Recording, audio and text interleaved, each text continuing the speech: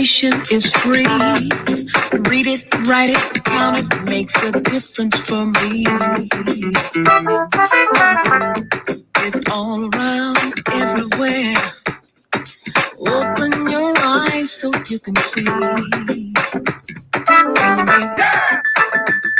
Can you make it? Can you make it? It's okay, do.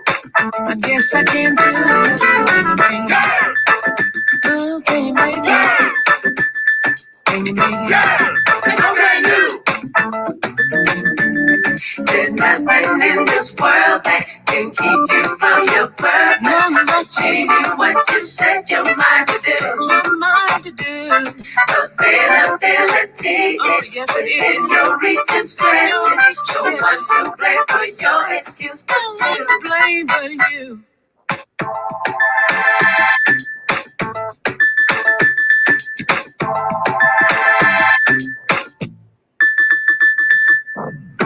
Independence a creed. To have meets the need. Your call is your reason. Appointed for a time, like this lovely wine. Feel just like the right season. I'm gonna bring it. Nah, can you bring it? Can you bring it? It's okay, dude. Yes, I can. Can you bring it? Can you make it? Can you make it? It's okay, dude. I guess I can. And talking about making it,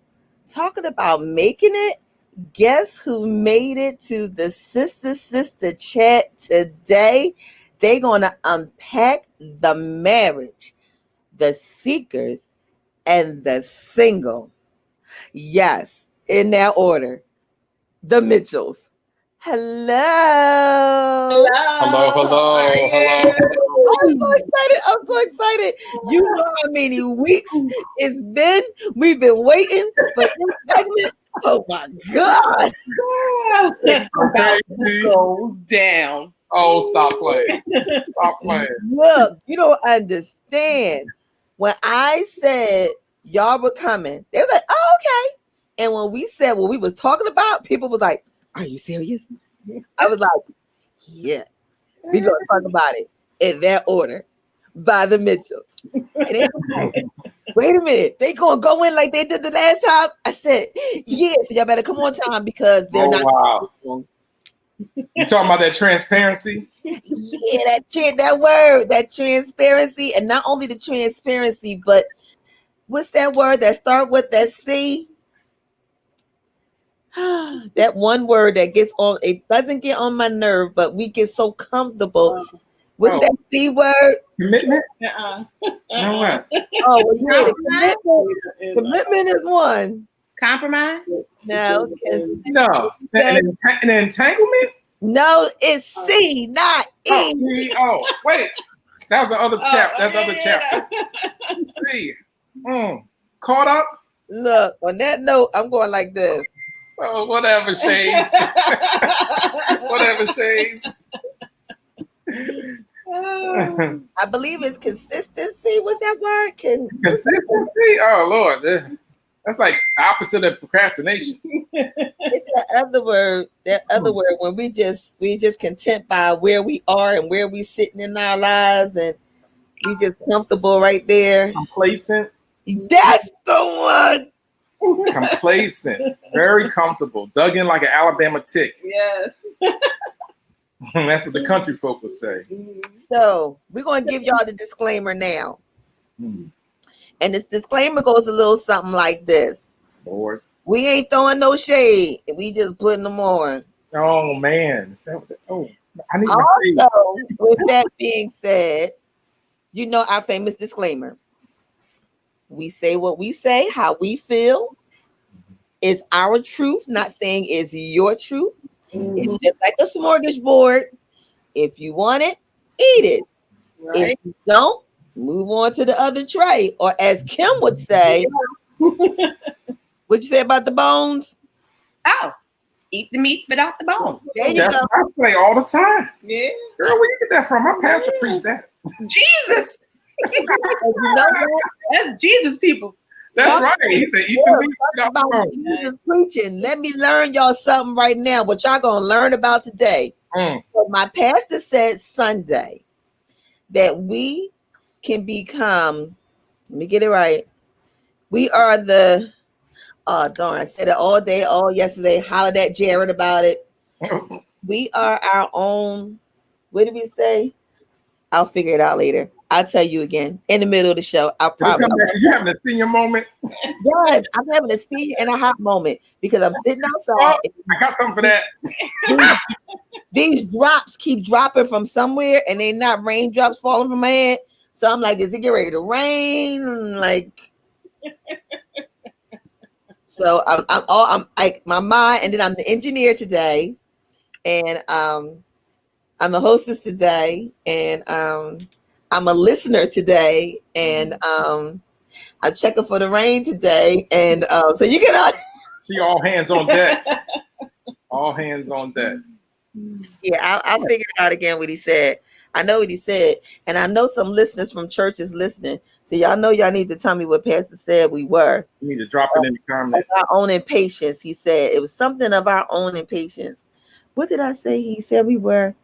Oh man, we were something of our own impatience. Oh man, I can't. Girl, where your notes? I got my notes. I got them. But I got so many doggone notes. That's the problem. So when you take notes, are you using pad and pen or using your device? Aha! Casualties. Oh Lord, here we go. Casualties of our own impatience. So that kind of puts it all in. Oh yeah, all in the pot. All in the pot. Because we that hit me in so many ways. Wow. Single, we seeking to be the marriage. But what we do to get to the end result make us a casualty of our own impatience. Lord have mercy. I think I just said something there. I think I just said something. You end up making the same mistakes over and over and over. I feel the church coming in house. And we just started praise and worship. Thank you, James Moore Sr., my pastor. Y'all know I was going to mention him because I love my pastor. I thank my pastor for that sermon because I was like this during church service. I was until he said that text, and I was like, "Huh?" Wait, who's your pastor? James Moore Sr. of the Second Mount Zion Baptist Church, the best pastor in West Philadelphia. Yep. Like you just did a shout out on the radio. Yes. You just did a shout out on the radio. I ain't mad at you. I ain't mad at you. All day. I'm going to preach Reverend James Moore Sr. all day. Good God. He throwing love back at you. Yes, I love him dearly. Now, when I was younger, me and him used to go at it like we was. And then finally, I caught what he was trying to say. So I appreciate my pastor because you grew. He was the best. Yes. And I think he's finally happy that I grew. And I think some of the gray in his hair is the reason why he's happy that I grew because it was starting to cover over like a field. We're not going to talk about me today. We're going to talk about what the people are here for to listen to. And that's the mere fact of you may fall in one of those three categories. Or you may be one of those three, either going frontward or you may be going backwards. Or we don't know. But we're going to find out. But again, we needed to let y'all know that we are not claiming that we know it all and that we're not professionals. Right. We are speaking by experience. Our experience and our shoe may not fit you, Cinderella and Cinderfella. Don't get mad. Just share the love, share the live, because it may not apply to you, but it may apply to somebody else that you know may need it. I think you dropped the shoe. I can't with y'all. I can't. I love it. This one keeps us exciting and entertaining. Look, it's about the love, and we're going to give you the exciting and new, but it's just not the love boat. Even though you feel like you on a river. Listen, we don't know what was happening in them cabins. Rolling down the stream. Merrily, because you're still living in a dream. All right, let me let the Mitchells talk. Jumping into this thing. Let me let the Mitchells talk because this ain't my segment. This is my segment, but this ain't my segment. Go for it. So singles. being married, we singles. So I guess we could talk from a single perspective of it was always stated that from a marriage standpoint, it was stated that we should enjoy our singleness. Mm. Can you? There's a timeline. Quiet over there, Kim. Kim, you mighty quiet over there. Kim, We're just getting started. I want to give the Mitchells the opportunity. I'm a talk about singleness. For a long time, I wasn't single. I actually went into relationship after relationship after relationship, and and the crazy thing is I was, so often as women we repeat the same thing, we repeat the same mistakes, we're attracted to the same thing, so it was relationship after relationship, and just not, I wasn't growing, but I didn't have a chance to be me. I did not have a chance to know who Abby was. I was always Abby and someone else. Abby and someone. So Abby, I was never Abby as a grown woman, having my own responsibilities. Your own identity. Right, exactly.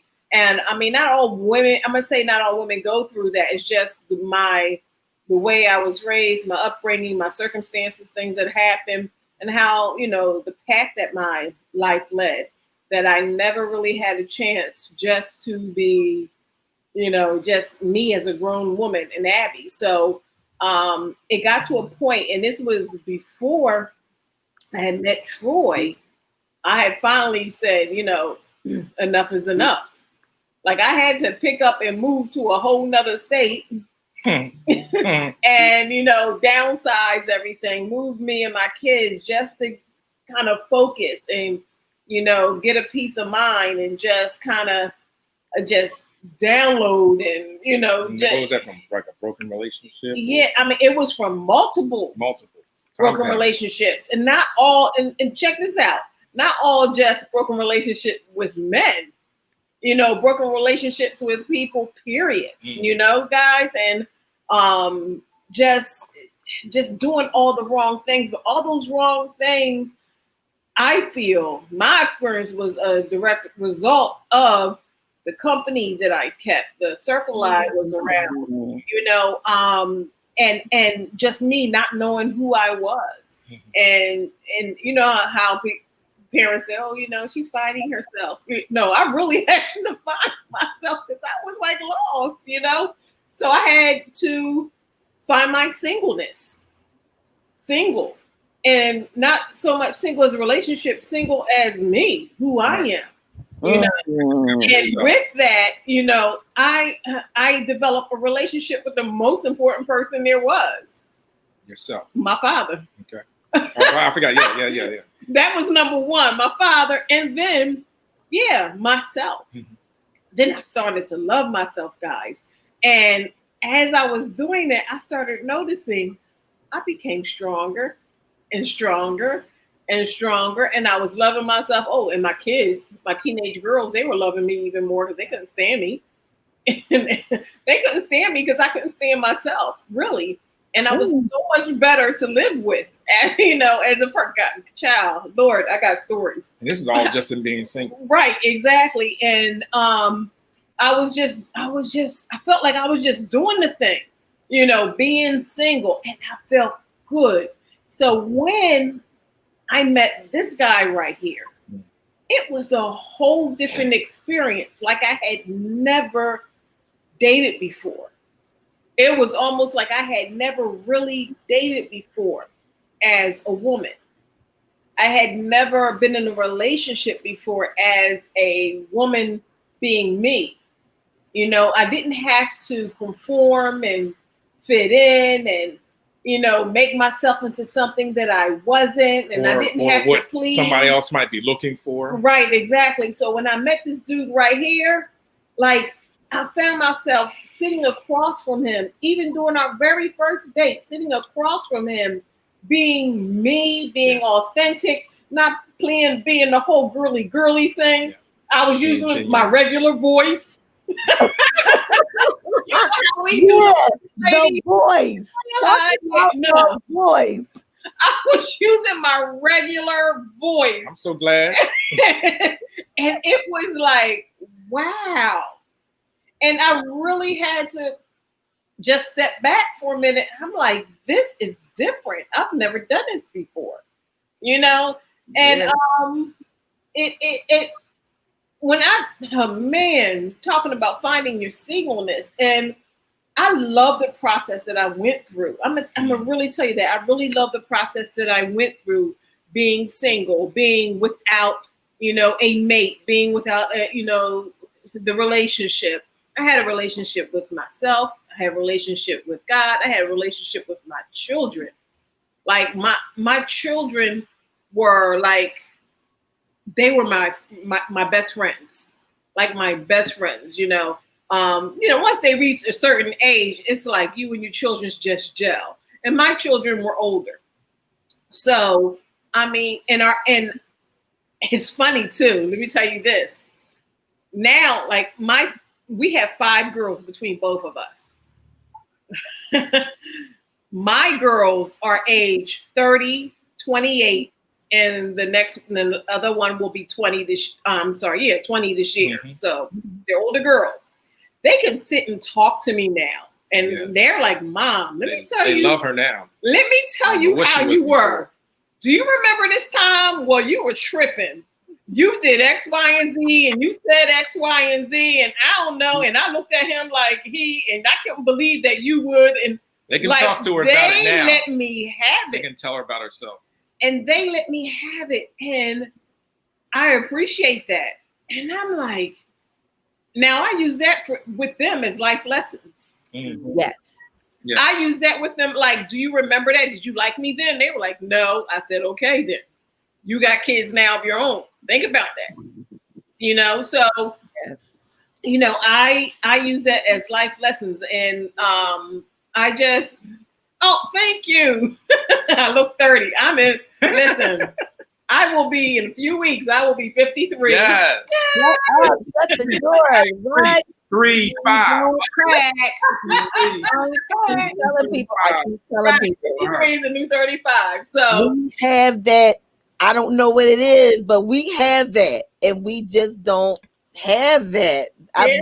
I think it's the fact that we must have that lotus serum that runs within us. Because yeah. the lotus serum, it still looks beautiful. It still comes out looking just like it just bloomed, and it's Girl, black so don't crack. much. It does. I And color really- is another. So But yeah, so I'm telling you, being single for me was it was a good thing. Most women look at it like I can remember some of my friends, saying and just like, oh my gosh, I'm never going to get married. Oh my gosh, I'm tired of being, oh my God, and they were, and I could kind of hear myself. They were saying it, and I used to think it. They were saying it, and I used to think it, and now, I remember I was in my 30s, and I had a girlfriend who was in her 50s, and she had got married at 50 years old, and I said to myself, "Wow, right. like who does that? Like that's kind of late." That's what I was thinking. Can I pause you for one moment? She just gave me hope, Jesus. Hallelujah. I'll be 50 next year, Jesus. Oh, there's hope. Oh yeah. Oh, now let me tell you some hope. The only rings on this finger, Jesus, is the one I purchased. It's not on that hand. Listen, Yes, It's I don't just even a think flower. I It's a feather. It's a spiritual message.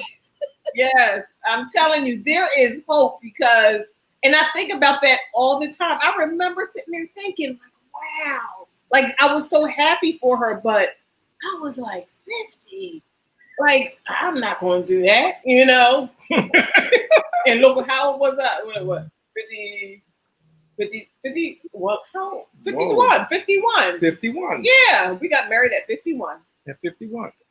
Both of us. But see, I don't think for me, my singleness, I don't even remember singleness. Like I'm if unless I was in between marriages, because this is my third.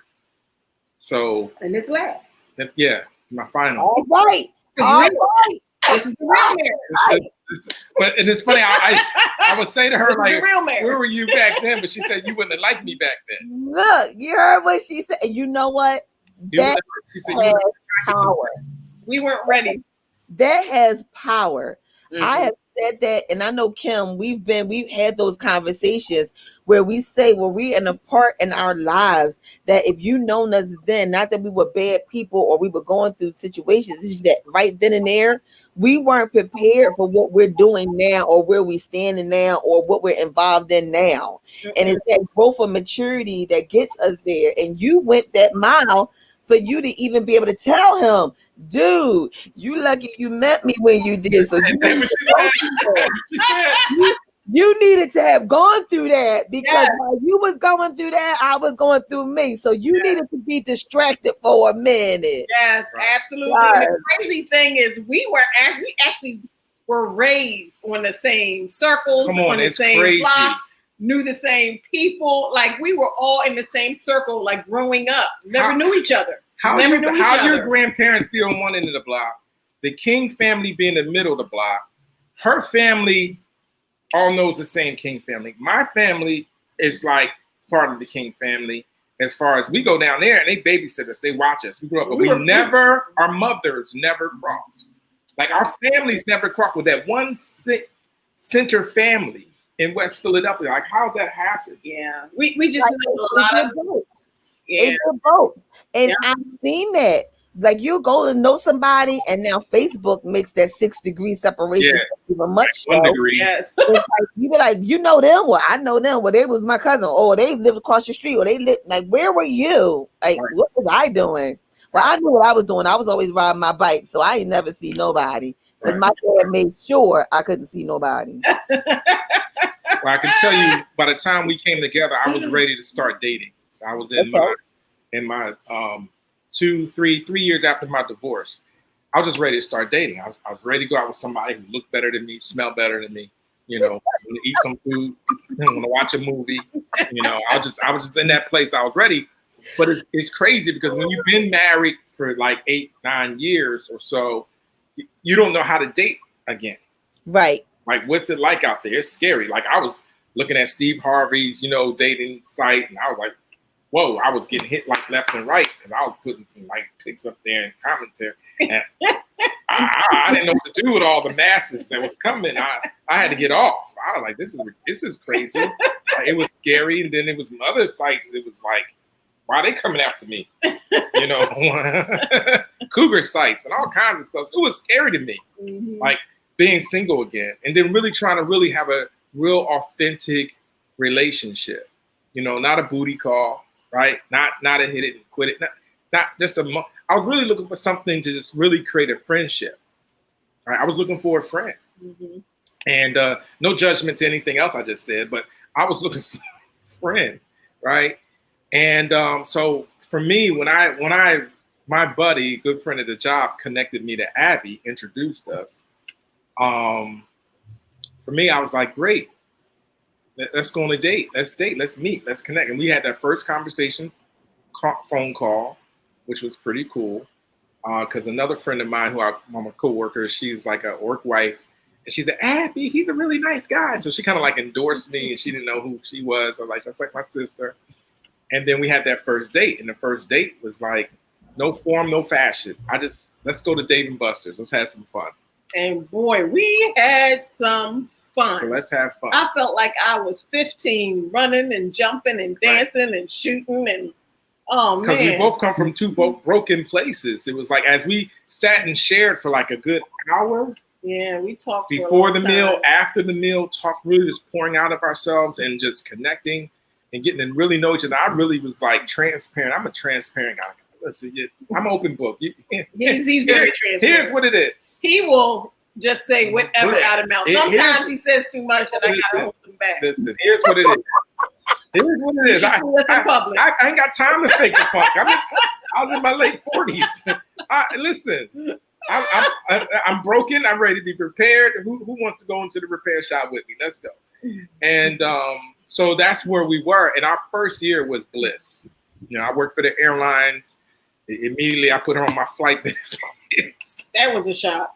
I was like, I'm ready to go. You want to go? We got to go to Atlanta. You want to go? I got an event in Atlanta. I was in business. I was in business, always in business and doing things, networking events, people of influence and stature and everything. So I'm dragging her along with me. She's the introvert. I'm the extrovert. You know, popular introvert. Y'all see that, right? I am an introvert. So all she is sticking right beside me, and I take her to a room not knowing. She's like, oh my God, this room is too big and there's too many people. I would disappear out of the room for a little while into another smaller room. And I'm the social butterfly connecting with everybody. Like, where's Abby? Abby! We were just the opposite. It's crazy. We were we're still the total opposite. Yeah, but we complement each other now. Yeah, we complement each other. We like the gaps that we all have, we kind of like fit those gaps now. We like mesh. But the first year was bliss. It was amazing. It was great, right? And because it's new, it's fresh, right? We were in the honeymoon stage. Right. And I'm not even talking about the marriage. I'm talking about just the dating. Yeah, I'm saying, the honeymoon stage. The honeymoon dating stage. He's nice. I'm in love. Did I say I love you? Oh my God, I said I love you. He did. I freaked out. I'm like, oh my God, I said it. He said it, and I freaked out. I'm like, I'm at the job telling my boy, like, yo, I said I love her. He said, what? I'm like, yeah, I think I said it. And it wasn't even a month yet. Yeah, it was deep. And I freaked out. I'm like, whoa. There were things that she was doing in our just meeting and dating that were confirmation for me that in that stage, she was for me.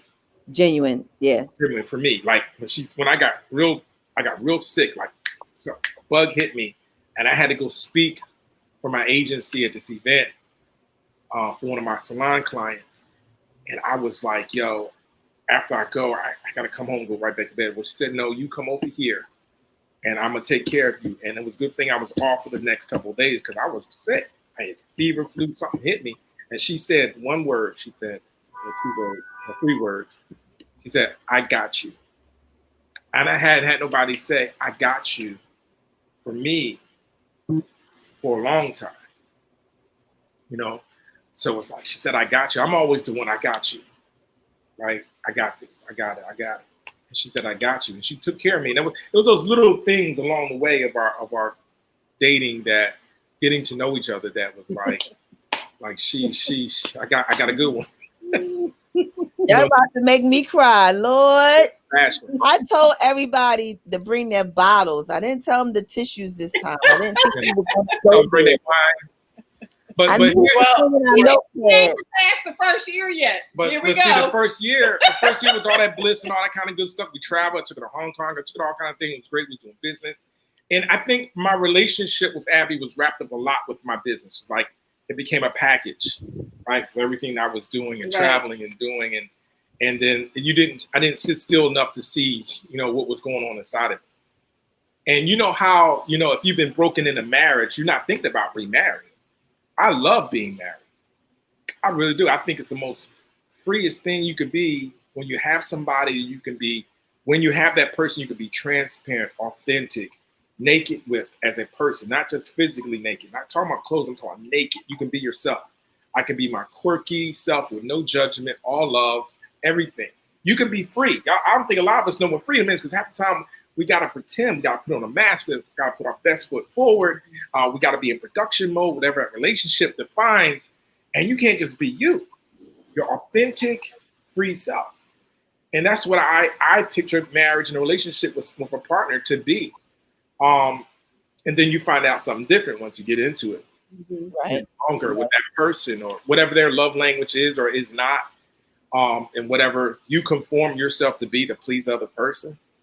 And how many of us sacrifice certain things just to keep peace in our relationship? I'm gonna cut into this right now. Is a killer. So let me tell you about year 2, what he just said. Okay. All those things. So I had just finished coming into me, knowing who I was. Okay. Independent, solid. doing my thing. Here he comes. I fall in love with the guy. I'm totally in love with the guy. Then I find myself doing the same thing to fit in to his world. Again, extrovert, introvert. He's out there touching people, touching lives. He's doing and me, I give me Netflix and chill and sit home. So, I found myself, okay, I'm going to travel with him. I'm going to do this. I'm going to do that. But at the same time, I did have another life of things that I needed to do. And I was putting that on a back burner. Mm-hmm. And what was happening is by me doing that, putting it on a back burner, I wasn't there for him like I was year one, because I kind of had to catch myself and say, hey, listen, and then things just started changing a little bit, not knowing that he had internal things going on in him at the time, not knowing. So I'm just drawing back a little bit. My feelings for him has not changed. Just my activity and things, that we would do together. And, like, babe, we need to take a road trip or whatever. Yeah. I can't take that road trip with you this weekend, babe. I got to do X, Y, and Z. So there was there was gaps where she normally would fill it. There were gaps. And at the same time, I'm trying to figure out, is this the one? So we're in year one. You're trying to really figure out in year one. After year one, you kind of know if this person you want to live life with or something. I'm that person. I'm like one and done. Let's go. You're trying to figure it out. But at the same time, internally, I'm afraid to do that again because I was hurting last. So you got pain. So all of a sudden, all this stuff is coming up, and I'm starting to see it. But it left me vulnerable, and that's where the E word came in, entanglement. Or first before it became an entanglement, it became a distraction.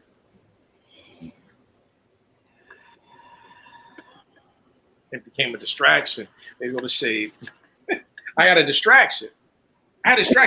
Still being true. A couple of distractions. Listen, distractions was all around me. I just never paid them no attention. Listen, when you're out there doing business and connecting and looking amazing and feeling amazing and all that stuff, and you're not paying it no attention until there's uncertainty within oneself, which was what was happening with me. So long story short, our third year was painful. It was painful. It was the opposite of the first year. It was like, I didn't know who I became. I became somebody out of fear, the fear of commitment, the fear of being in a relationship, the fear of saying yes to this one because of what happened before drove me to be in life. Other things was going on. My mom was ill. Yeah. My grandmother passed away. She was ill. All kinds of other life stuff. So it's not just what's happening with you, internally, you all in your environment. I became a caretaker for my mom for 2 years. She passed away from lung disease. We'll talk about how that could have been prevented for a lot of families. So all those different things happened, and I got caught up in an entanglement. And that thing was like real. It was real, and it was ugly. And I couldn't decide which way I wanted to go. But at the same time, she was right there the whole time, which I know straight painful for her today. I would never ever take her through. Cut me. Y'all come get me. You would be in somebody's basement. I'm sorry, babe. That wouldn't chopped be up, wrapped up in some acid. I'm just gonna keep it real. Listen, y'all will find me. But here's a lesson. Here's a lesson to a lot of us that are, maybe have choices to make. Mm-hmm. Fear drove me there. Right.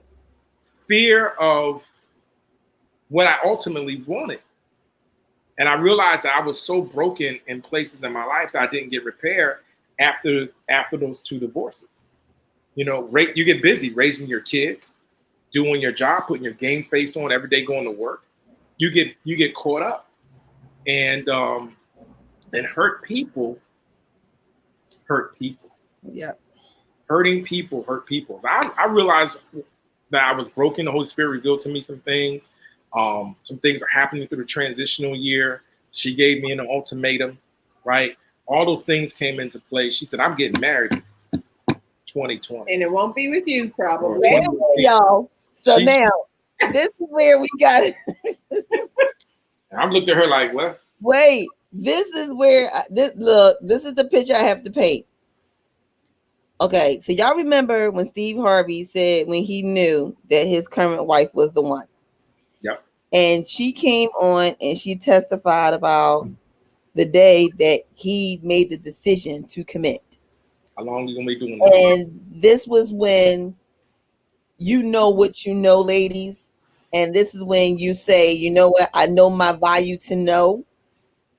And she specifically said to him, okay, she had her night bag, she packed the stuff back in, and she said, when you ready to stop doing what you doing, then you call me. But as of right now, I'm leaving. And that's what made Steve Harvey make the decision that, you know what, he said he broke his phone and threw it out, and that was that. Now, Abby, I like the way how she did it. Abby did the new update. She did the updated version. She was like, yo, you. I was like, wait a minute. And you know what? And that takes you, like you said, about your singleness. And Kim, help me out. This is when you talk about when you're in your singleness.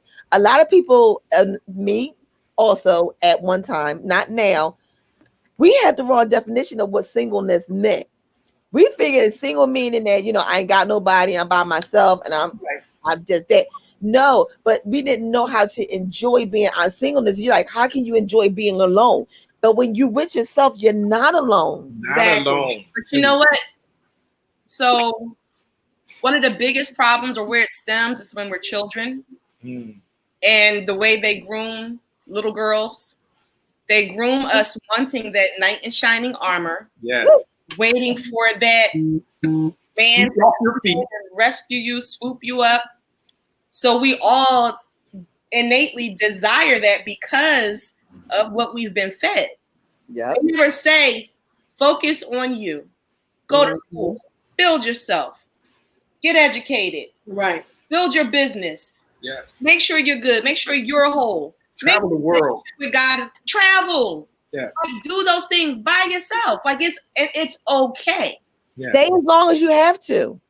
And I, like you, Abby, I dated a lot. Like I was never by myself. But then there came a season where I was. So I started dating myself. I would go out to restaurants by myself. Yeah. You know, as soon as you walk in, table for two? No, table for one. Right. Oh, that's nice. Like, you know, like And it makes you feel so bad because you by yourself. Right. I started going to the movies by myself, and it felt good to go on walks by yourself and just to enjoy you. Right. Yes. Right. So that when you do go into a relationship, you know who you are. Right. You don't get Right. lost in translation. Yeah. Let me tell Many of us you, get lost. I am a textbook case. So let me tell you quickly about my childhood and growing up. I had the best dad ever. I swore our house was like the Brady Bunch. Me and my dad were like this. I was daddy's girl, best dad, best dad, best dad. But my mom and dad had a deep, dark secret, shielded us very good from it. It wasn't until I was about 12. It's like somebody cut on a light switch. One day, I saw my dad just beat my mom down to the ground, physically. He beat my mom so bad down to the ground. Then it was like my eyes were open. Saw my dad beat my mom almost every single day. I don't even know how long it was. I really don't remember. But when you're talking about a kid being traumatized, I went from sunny birds, living on a beautiful, you know, in my head on a beautiful beach, you know, till dark. I went to dark, like night to day in a split second, because they hit it so well. Didn't know my father was, well, I knew he drank, but I didn't know he was an alcoholic. And it was around that time when drugs just worked like boom, you know, cocaine and crack and all that stuff just came into play. And I had no idea. He hid so much. And then it was like I opened my eyes and I saw it all. It was the ugliest thing I've ever seen. Then my mother literally ran out of the house. She had to leave. She literally ran out of the house because she was a battered woman. Left me and my younger brother in the house by ourselves. When I say by yourselves, my father disappeared for a good month, went on a binge. So me and my brother made it a secret to everyone that we were in the house by ourselves. We were going back and forth to school like nothing had happened. We were keeping it a secret. We were latchkey kids, going back and forth, doing our thing. And I never forget, I started high school, my first year of high school. Went there like nothing had happened. I'm smiling and doing my thing. And then after I got through my ninth grade year, after that, started experimenting. At the end of ninth grade, started experimenting with drugs myself. Okay? I'm depressed, I'm pissed off, I'm mad, and I'm angry. In between that time, my mom sent for me and my younger brother.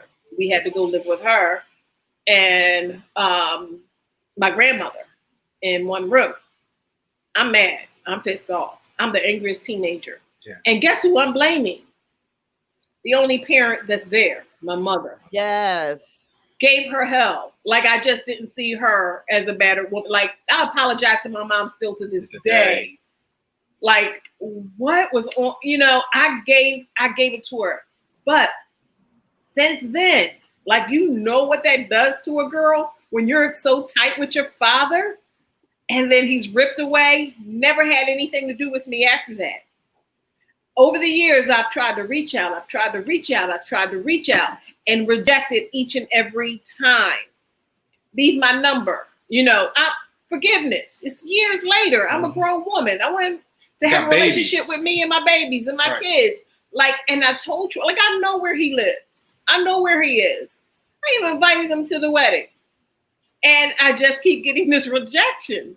But I've gotten that my whole entire lifetime, and I always act like it never bothered me. But it came out in my relationships. It came out in my relationships. Like first I started looking for somebody to take care of me. Yep. Then I started looking for, and then when I got somebody to take care of me, if they try to control me, it's a problem. I get that till the day. Abby, just do that. Did he say he gets into the day? My daddy. I'm fighting back. I can never forget. I had a relationship. Listen, guy. I never forget. I had this one relationship. It was just a crazy relationship. It was in and out. So it was one of those moments when I said, you know what? We're done. We're over with. I'm moving on. Do not come to my house again. Well, he came to my house again and he got angry because, I wasn't having it. And he put his hands on me. Oh, I knew that wasn't me. Well, no. Well, you felt like I had PTSD. I was in some kind of war. I blinked out and I went crazy. By the time the cops came, they were trying to put me away. Wow. Because he put his hands on me, and I realized that's what it was from. I was fighting back, So I always felt like I had to fight back in every relationship in some form or fashion. I didn't want anybody to take, away, me, what I had. Right. So when they talk about, girls and their dads, and I'm like, listen, I'm the textbook case, and I don't tell, matter of fact, I guess the whole world knows now, but I don't talk about it. I do not talk about it, guys, but I mean, I just know me. I know where certain things come from. I know my reaction and why, and I know the kind of man. In your relationships of men, right? Exactly. Your father is dysfunctional. The man is dysfunctional. It's one of the reasons I fought in my first marriage. I had my kids in my 20s. My first two girls, 18 months apart, out of the Marine Corps, and we were married for 7 years. And then I fought for the custody of my two girls. I knew that I'm the maternal paternal one. I'm that nurturing one. Yeah. Unfortunately, her mom at that age in her youth was not and that's everybody has different love language. So I silently fought for my kids. I didn't have to say or do too much. The courts saw what they need to see, and they gave my daughters to me at age 4 and 6. So I knew the value of me being there for them and feeling that for my girls. Because when I'm as a guy, I'm the oldest of 5 boys. As a guy, guys know when a man is not present in a woman's life that she fiends for that, and there's manipulation available for those guys who want to take advantage of that missing. That's a whole other series we can go into. And even the same thing for men that have a broken relationship with their fathers or their mothers, where those gaps might be, so on. But it's different with girls. It's different with women. When the right image of a male in your life or is dysfunctional in your life, you know, that other men will prey on that absentee. Oh, yeah, absolutely. Right. So my girls have never, you know, the girls who like, no, my dad already been there. You ain't got to be my daddy. Like my daddy, like, but unfortunately, many of us have broken homes like that has not been there. I've dated maybe a few girls whose dads have been that strong, amazing dad. Like if I use the Huxtables kind of deal, if I use that, you know, the Brady's or the Huxtables, that kind of dad has always been present. Versus the homes that may have been broken that we may have seen on television or experienced ourselves. Right. So that's very important, and that's one of the reasons that all that brokenness is what drove me when I realized I was broken in this relationship in the season that we were in. It drove me to take myself to counseling. I took me to counseling. And before you go to counseling, let me make the announcement because I know Kim, you had something to say real quick.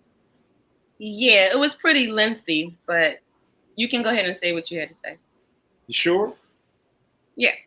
Okay. I know it. I was talking to Shona, but okay. So another disclaimer Shona didn't put out there. Whenever you see me start, yeah, it means I'm thinking. I'm like going in.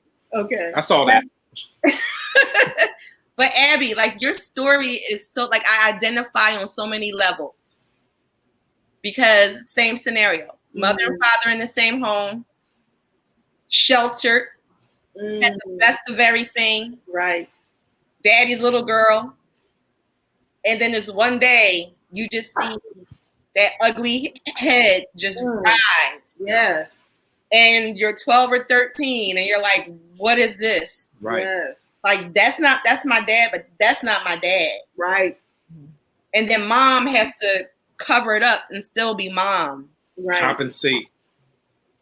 And then in my situation, my mom left and I said, I'm not going with you because I can't leave my father. Wow. Because for me, it was that's my dad. Yeah. I love you, mom. I love you, but everybody can't leave him. We can't leave him by himself. Right. Right. I noticed with me carrying on into relationships, having a tendency to want to be the fixer, the healer. Wow. Yeah. And even before that, it was, why do you get in the relationships you get into? What are you looking for? Some of those relationships are with older people. Wow. That's teaching you. Yeah. Grooming. Ooh, been there, done that. And that's what we seek. Because it's that missing thing. Because dad. Yeah. But we don't realize that we're doing it. No, it's subconscious. It's totally subconscious. Totally. But then when you get to the point where you're like, ooh, now I recognize what that thing is. Let me. Right. No, you go and work that thing out for yourself. Yeah. Yeah. Let me fix my stuff because I just realized what I just did. And I don't want that no more. Right. So we get to the point it's a blessing that we do have those experiences that we can share. And Abby, if you hadn't shared your story, I wouldn't have shared what I shared. And now there's another woman or man or whoever who's on this line and they're hearing it. So we're not islands. We just don't know who to go to. Exactly. We don't have those people pouring into us to say, hey, baby girl, don't do that. Because when you do it's my Or you're not alone. But then You're not an isolated incident. It wasn't just you. 9 years in our lives. Right. Our blended my mom remarried at 8. His son is 8. I'm 8. It's her 2, his 2. It was bliss for several years. He's a pharmacist. She's a dental hygienist, you know, white collar professionals. Things happen in the 80s. And boom, here comes crack cocaine. Here comes cocaine. That stuff hurt a lot of Here families. comes cocaine. Freebase cocaine. Hurt a Pharmacist lot of families. freebase and cocaine. Like, come on, yo, that's deep. But Right. you know, And you watch the ugly man come out that's beating your mom, and you boys are running through the door. Stop beating my mom. Yo, that was real. Mhm. We saw that. I think a lot of us seen that ugliness because of either alcohol or drugs or whatever, and then your house gets twisted, and then it's ripped. Yeah. It's ripped. One moment, get up, boys, we gotta go, and you're out the house in your pajamas and stuff, running to your auntie's house, right? And that was like for years until you grow up, and then you're like, no more, or whatever takes place, whatever your parents decided to do at that point. But I think a lot of us come from that ugly thing that invaded our happiness. Yeah, my happiness wasn't drugs. My happiness, which you said, but I've been blessed that I was rejected by my dad, but my rejection from my dad was because that was the only way my dad knew how to be because of what was in front of him. Right. So he came from a home that he saw doing things, and because he saw it, he now became it. Yep. And Made it probably. right. So as of him becoming it, then we have the third person story where I woke up one morning and it was what it was. But what it wasn't no longer daddy. Like what? But my fight for my dad and my situation flew over into my relationships too, to the point where mine took me to an extensive point to once I recognized what was going on in my relationships of multiples. And I didn't have a lot, but multiple relationships where I was continue with being a repeated offender. Mhm. Same You know what I cycle. mean? I continued doing it because of what we said. What happened when we were children, and it came off to now I felt a need to be, because I wasn't no longer that Shauna, because daddy wasn't making Shauna no more. So now I had to be and make sure that you saw me because daddy didn't see me. But you know what the beauty is? When you recognize what that thing is, and you fixed it. Start your healing process. Yes. Yes. And then you meet somebody that was broken, still Right. broken, but working on them and starting their healing process. Yes. We healed together. Those two people are so authentic and they've been through so much individually. Yes. When they finally get to that point of like, I know who I am, Yes. I know what I want. I'm still not perfect, Yes. but guess what? This happens, just like you said. Yep. Yeah. You Yeah. healed. And that's a beautiful thing. And it's we still got drama in that. Right, yeah, we still in a work in progress, but we're awake. Our eyes are open. Exactly. We're conscious. We're not asleep about it. Like the epiphany that hit me that I'm broken. When I realized I'm broken, like Torrey Roberts' book Wholeness, great book from One Church LA, Wholeness.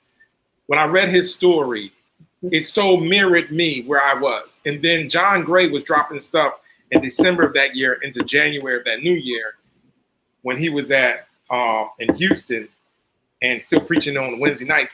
And I was catching him and stuff was dropping me, revealing to me where my gaps and brokenness was. Like I'm talking about in the midst of my mess, like right there. I'm listening to the things. And then I realized how Jacqueline, then she hit me with the ultimatum that she's getting married in September.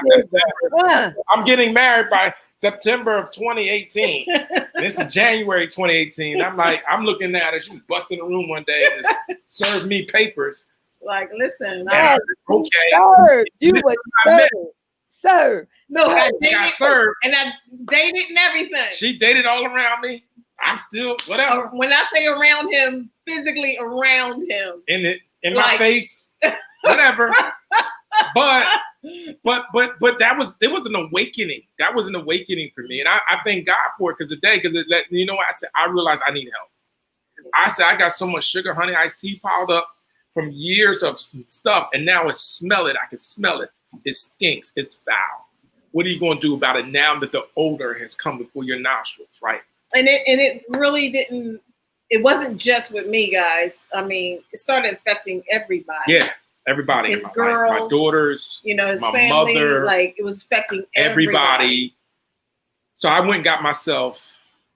I don't like saying fixed because men don't want to get fixed. Dogs get fixed, and I don't need to get clipped. But I sought out from the VA, being a veteran, served the United States Marine Corps, and I went and got me some help at the VA. And that 8 weeks of help helped me. Literally, almost said no halfway into it, but I didn't think the girl could help me. Like, I was supposed to tell you all my ugly as a man, and I got daughters, and you could be one of my daughter's age. I was supposed to pour out my ugly, but she said, no problem, Mr. Mitchell, we could transfer you to a gentleman if you like. So by the end of that counseling session, I'm crying, talking about I'll see you next week. And at the end of that session, she asked me, one day I came in, she said, are you still afraid? How you feeling today? And I realized I was no longer afraid. I didn't even realize when it was lifted off me. I didn't realize when I was clear. I could see the change in you happening. And I didn't even know when you were going to your sessions until afterwards, but I could see the change in him happening. Like, and I just kept saying, who's this guy? And I was really getting in alignment. I was getting in alignment with myself. I was getting in alignment with God. I was getting in alignment. I was just getting in alignment. And that alignment allowed that gorilla of fear to get off me. Right. And once that was off me, I was free. And okay, go ahead. I was free to take action against the thing I was afraid to do. The time had already passed. She already didn't qualify. So that was on a Tuesday. That following Wednesday, I looked at the ring. Thursday, I bought the ring. And Friday, I put it on her finger. Woo! You know, and it just put me in alignment. It just put me in alignment to where I was able to move forward and really cast off cast off fear, cast off every weight, cast off every sin, you know, cast off everything that was holding me back, was robbing me of my future with this amazing woman who's today, I am redeemed. What I thought I would have lost in all those years, in our first 6 months, redemption took place because of alignment. And I'm gonna say this to the guys out there who might be listening, or ladies, like, you have to come to that place to where you realize you need help.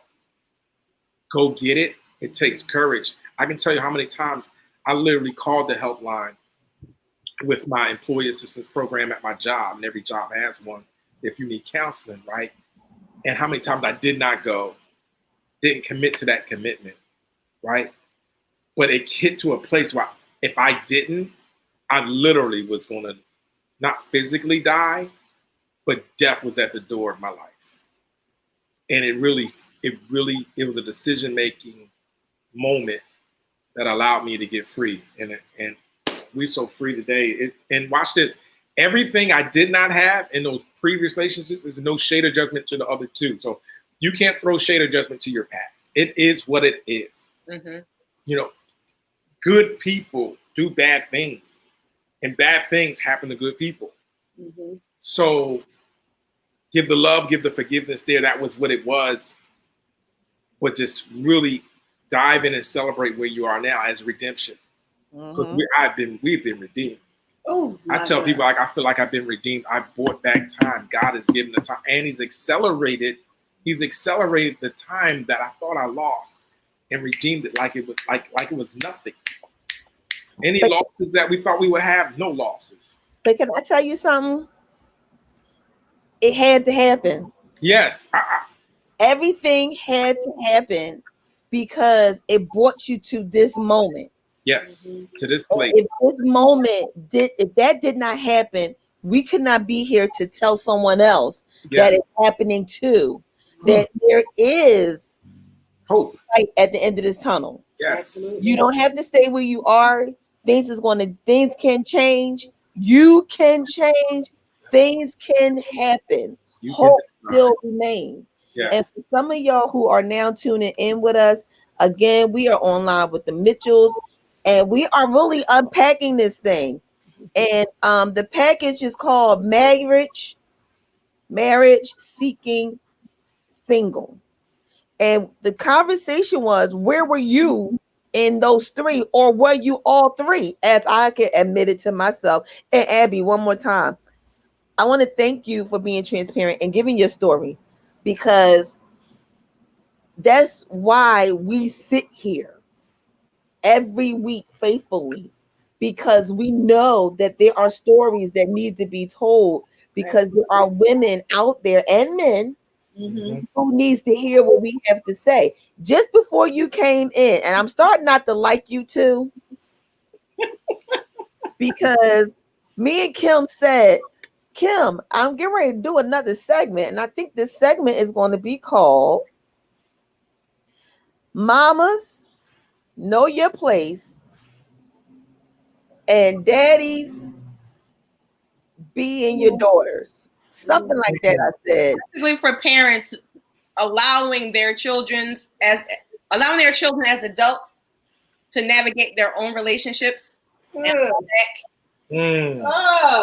then not only that, when you are that child in that particular situation, knowing how to break out of it, because we were all in those situations. And you just sat here and said, well, it was a relationship that I had with my dad that caused me to be the evil woman that I was. And I'm sitting over here like, did she just confirm what we just said before they came on?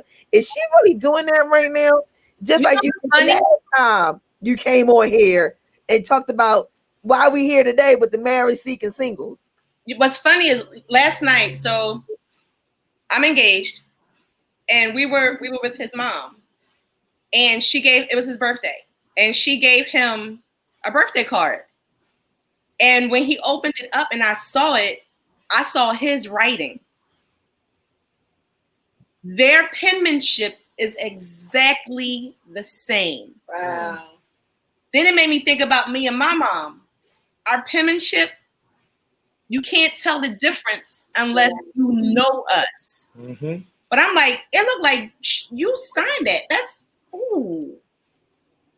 That just goes to show how your parents' imprint is just running all through you. And sometimes you don't realize why you do what you do, why you say what you say, how you move the way you move, how you navigate in and out of relationships. And let me tell you, that stuff is real. It goes that my mother, myself, my oldest daughter. It's so scary. And my oldest daughter, let me tell you, she won't admit it, but she is so me. She is so me. The relationships are so me. Like, it's scary. And I don't want to interject in her life, but I need to be present in her life. She's very yes. I'm gonna be present in her life. Like, unlike my mother and I, no, it wasn't. We were like solely. It was crazy, and you know, it stemmed from what happened. We didn't start to get a little close until I had my first child, but still the relationship really wasn't there. Much closer today. We're much closer today because of me. I was waiting. Look at the shade. My daughter, she's actually so close with my mother. Yes. Like, I'm like, Dad, we didn't have that relationship. It's crazy. Because of me. But it's so crazy. You just keep the shades on because you blinded me, Troy. You blinded me. I'm going to speak truth. But it's so crazy because I see a lot of the things that she's going through and I can help her with, you know. And I'm blessed that she's listening to me. I'm blessed that she's open to me, you know, but it took a lot of, you know, things that happened to her for her to wake up at 30, thank God. Thank God. You know, not, you know, way late in the game, but she did wake up and like, all right, listen, you know, I need some help. You know, how to navigate this. Yeah. And she started seeing similarities with her and her dad. Yeah. So like, I told her dad when she was born, her dad and I were together, separated. I think she was 1 year old or 2 years old. I can't even remember. It's been so long. But I said to him, that child does not know money. That child does not know dollar figures. That child knows her father. She needs time with her father. Time. That's what you give her. If you can't give her any time, if you cannot be that dad to give her time and be what she needs, I don't want you there and I don't want your money. I don't want anything. I told her that because I know how I felt. You couldn't do it? Goodbye. Okay? She was 28. 28. He appears again in her life. She's 28 years old. He appears in her life. Went sour quickly. Yeah, that. But I saw her doing the same thing in relationships. Saw her doing the same thing in relationships. Now, let me tell you how crazy this is. You know how I told you how my parents kept everything quiet, under the rug, Covered. Shielded everything from the kids, right? Until all of a sudden one day, it's an explosion. Kids are traumatized, right? I was in a relationship for 8 years. Okay, all my girls, raising all my girls, they know this one dad. Always know that one dad. And we made an agreement never to argue and fight in front of him. Never. And we did good. We were fine. When our relationship went south, I still tried to make it work, but let's keep it quiet. You do your thing. Okay? My God. I do my thing. Be around when the sun comes up and the kids wake up. Man. How twisted is this, right? Let's shield it from them. And they'll never know. Right? You all know that didn't last long, right? Of course. Because the first moment I attempted to go live my, it was a whole, so explosion happened. When that explosion happened, he wasn't the one that was exploding. It was me. I got physical. And the kids didn't even know the kids were home that day from school. Totally forgot the kids were home from school. I came rushing in from work, ready to just plummet. Everything blazing. And didn't know the kids were home. And they saw it. They were like, what's happening? They had like, and I could see the look in their faces, but I knew what they were feeling because I felt it. And I said, we're not doing this. Yeah. Got out quickly, explained everything to them. Like, and I'm gonna say this: every past relationship that I've had, we're all friends today. They're friends with my husband right now. Yeah, his name is Troy, by the way. Yeah, my girl's father. Yeah, name is Troy. She got this thing with Troy's. So let me see. Maybe it was the fact that the Troy you had was the wrong Troy because the right one came up. Yeah, I mean, I'm just saying. So, but they're all like I'm one of those people. I don't like to have enemies. I don't like to have things that are unsaid and make it nasty, and especially when kids are involved. Don't need to go dark. No, I'm not that person. So we're all family. We're all friends. We get along. We're good. If our kids are involved, we are family. And that's how my mother was always, as she watched her husband bring in kids. I'm just saying, we all know what that is. Jesus. Yes. So, like I grew up meeting brothers and sisters for the first time, you know, and my mom had to smile and wave, and but for me, I have no harsh feelings. I have no regrets because, like you said, I had to go through this stuff. I had to go through this, Some stuff you're subject to that you can't not go through it because you're not the author of it. Boom. You're just you're present on the ship, especially as kids.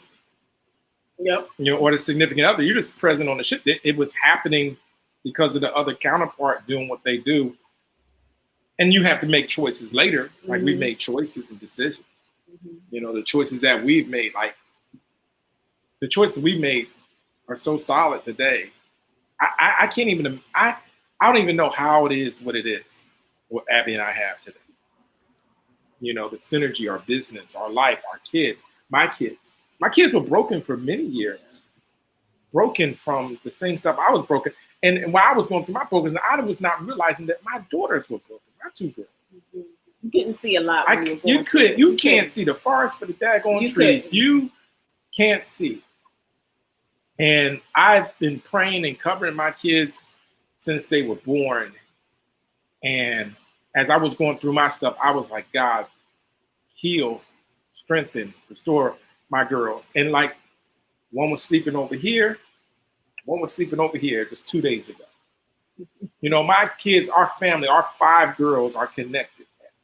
I love it. You know, during the dating time, they were trying to figure out who their parents are seeing that person for. Really, during the dating time, I didn't know that it would ever happen. They would ever be like they are today. Yeah. And we're so grateful. I love it. We're so blessed. We're so blessed. We are so blessed. There's hope for those who are hoping. If you got hope, man, if you've got breath in your lungs, you have time. You have time to believe bigger, stronger, no matter where you are right now, no matter what stage of your mess you're in, whatever phase of the storm that you're in. As long as you got breath in your lungs and you have faith in your heart and you can believe bigger, stronger, and you're willing to press through, don't give up when you're weary. Yeah. You got to surround yourself with people. You have to make decisions that are going to lead you and take you in the direction that you ultimately desire to have. And it will manifest. Yeah. That's the only thing I can tell you, because other than that, I had no hope beyond my situation. So I really think that in saying everything, I think the key is just remain authentic to who you are. Yep. Remain authentic when you meet that person. Be true. From the very beginning, day one, remain authentic. Because like right now, him and I, like even going through our business, when I don't see eye to eye with him, he doesn't see eye to eye, we're not afraid to tell each other. Right. Like, babe, this is how I'm feeling. Like I can tell Previously, him. I would be afraid to tell the other person because I was going to lose some peace. Right. And so I would not share for the sake of peace. Exactly. I would not be authentic, transparent. I would not be true to myself. I would lose myself for peace. That's crazy. Yeah. Don't do that. Don't lose yourself for peace. Not for anybody. They're not worth. But here, I'm good. Like so how do you have, so now that we understand that you're in your singleness, it's not about being single, it's more so about being single in you. Being whole in you. And while you're holding you can stay there if that's where you want to be and happy because you're with yourself. But then if you decide you want to become a seeker to add to it because you want to move to the next level of marriage, you'll be able to have that stepping stone that you need for the mere effect of you're already come into yourself in your singleness. Somebody should be complimenting what you are, who you already are. Yeah. It should be a compliment, not a compromise. And it's not about what they see on the outside of you. Oh my God, yes. Because you can make up and fix up your outside all day. But if your inside is nasty and dirty to the core, believe it or not, it's going to overshadow what you look like on the outside. And people are going to see exactly who you are. Because no matter how, I tell you like my nephew said it, when you're a wishbone, that's all you are. You can only continue to wish to be. Mm-hmm. Eventually, who you really are is going to do a see-through. Yep. Because all you were ever doing was wishing. Yes. Before you go, because I know we probably going to need a part 2. Yeah, we didn't hit Kim. Y'all coming back. Listen. The surface. Let me tell you what this for me, everything is about you know, for me, I'm a believer. So a believer, I love God, Jesus Christ, my Lord and Savior, since I was 18. So whatever your faith is, I recognize, I honor, I celebrate your faith. You believe in someone bigger than yourself, creator. But for me, I believe it all has summarized to this point in my life to bring me here. For the impact that we need to bring to families now. I just always want to be someone that contributes and bring value to people. I've always been a servant to others. My mom was that. And that's your business, My right? grandmother was that. And it's Yeah. your business. That's what you do, right? And Serving other people, serving families, helping, adding value to people, right? When my mom passed, it really shifted me into that place even more so because of what she passed from. You know, you see it happen with families all the time. If someone's son is murdered by this injustice, then that family becomes someone who is the voice for that injustice. If someone's family member is dies from a certain disease, then they may create a foundation for something that brings awareness to that disease, right? And brings solutions to that error, brings awareness and that brings light to that. Well, for me, when my mom passed from acute lung disease, like my mom didn't drink, she didn't smoke. My mom was your dentist. For God's sake, if you're in your mouth long enough, she's gonna tell you about her 5 sons or grandbabies and the Jesus that she loves. That was my mom. And you love Miss Teresa. My mom was lovable. She didn't have too many enemies other than the women who might talk to her husband. But anyway, you know. But that's who my mom was. But when my mom was hit with the lung disease, and here's the thing, y'all, the lung study, I actually saw the lung study. It's a video. You want to see it. So you can DM us for it. We will send you the lung study. When I saw the lung study, I saw it too late. My mom was already gone. Her lungs hardened over a 2-year period, and then she was gone. We were her caretakers for 2 years, you know, and I was during the time when I was dating Abby.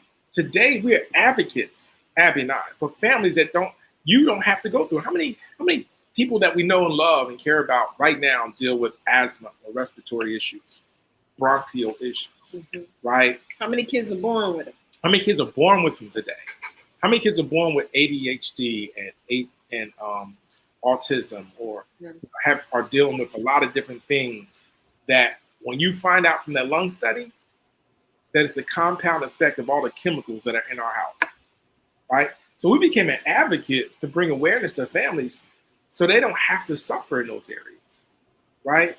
And that's what our business entails. All we simply do is just educate people, and we give them other options. Yep. We give them other options and help them, basically find a better way. And not just for, with your lungs, other things that are going on in your environment, in your household. You would never ever believe how many things go on in your household, how many issues that, like my daughters and I, are eczema, his psoriasis, little things. Used to be asthma. All kinds of things that we deal with that we can help people with. And we can just give you other options and alternatives. And there are plant-based, safe options for your family so that you don't put yourselves at risk. Yeah. But if you don't know it, again, we talk about all this stuff from our relational stuff that we didn't know, but now we're advocates and we're helping so many families, especially right now going through this pandemic. More families are quarantined in their home trying to do the right thing by keeping their household safe, their families safe, and disinfecting safe. And they're doing with all the wrong things. They're impeding their health. Yeah. They're causing more. I cringe every time someone, puts a bottle of bleach. Lysol or bleach on the screen and say, hey, I'm like, oh, y'all don't get it. Oh my God. But if you want more information, guys, we'll educate. DM one of us and some information. We can talk. But families need to know, because once families know and they get their information, they can make the right consumer decisions that puts their families in a better place. Yeah, absolutely. And I'm an advocate for healthy and safer families. And been absolutely blessed by blessing others. Like, this is, 2020. A lot of people say, listen, I'm sick of 2020. Let it go away. Let's, start over again. But 2020 has been a blessing for him and I. Yeah, it's been for us too. Because number one, we have got a chance to stop, Stay still. Boom. Pump your brakes. Listen. Be still. You know, connect with family.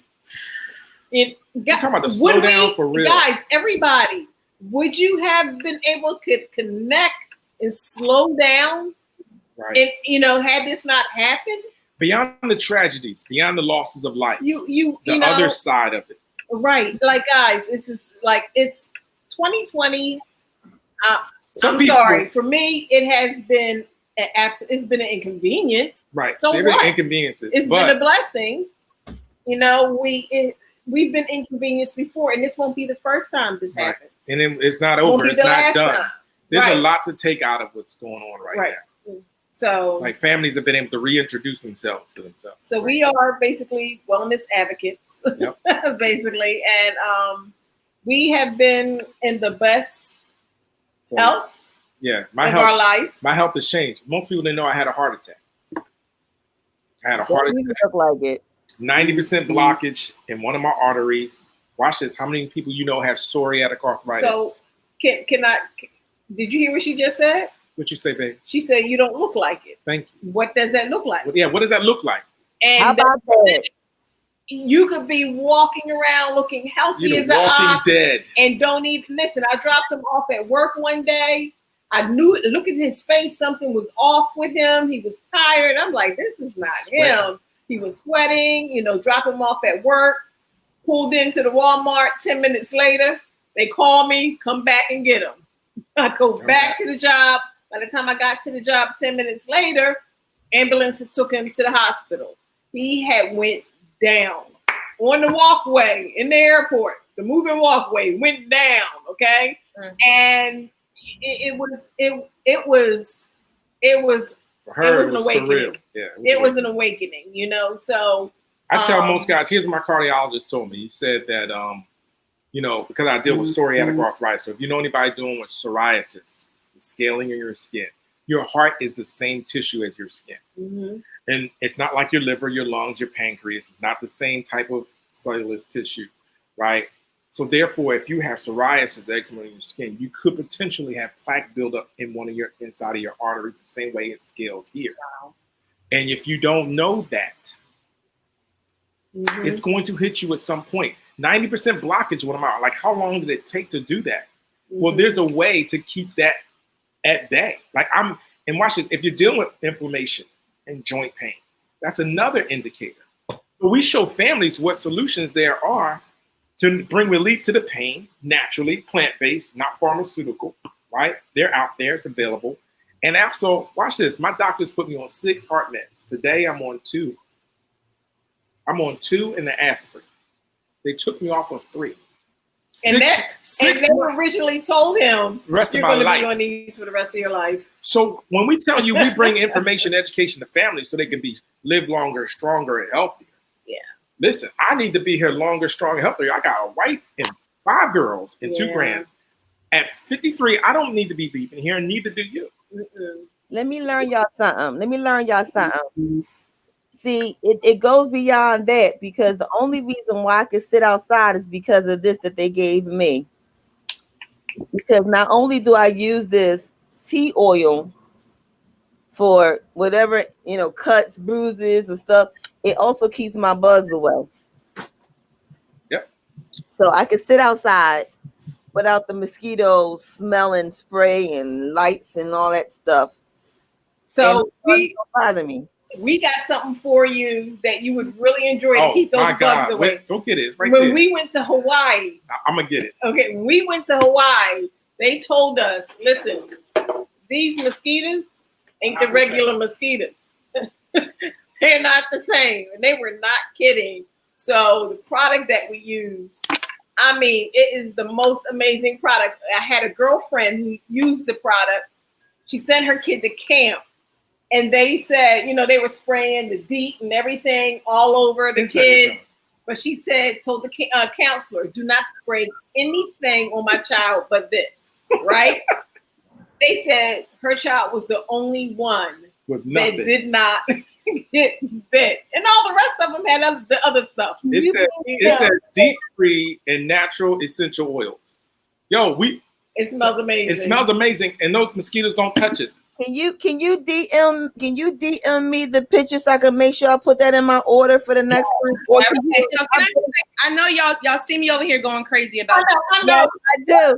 I'm laughing. because I am just recently, I'm going to say maybe around February, March, I really started getting into the environment Mm-hmm.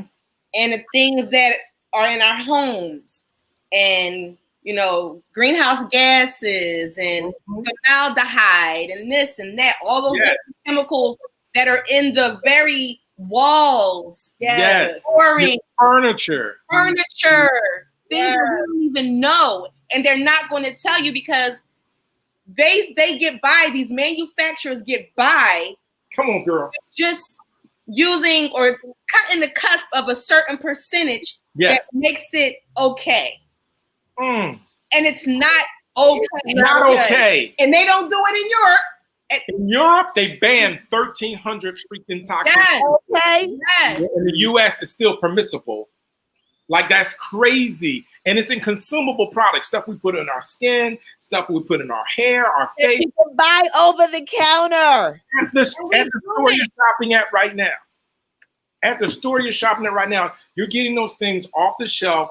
And that's why that lung study is going to reveal so many things. Like right now, know what most families are looking to do? They're looking to do two things right now. They're looking to make their immune system stronger to combat coronavirus, right?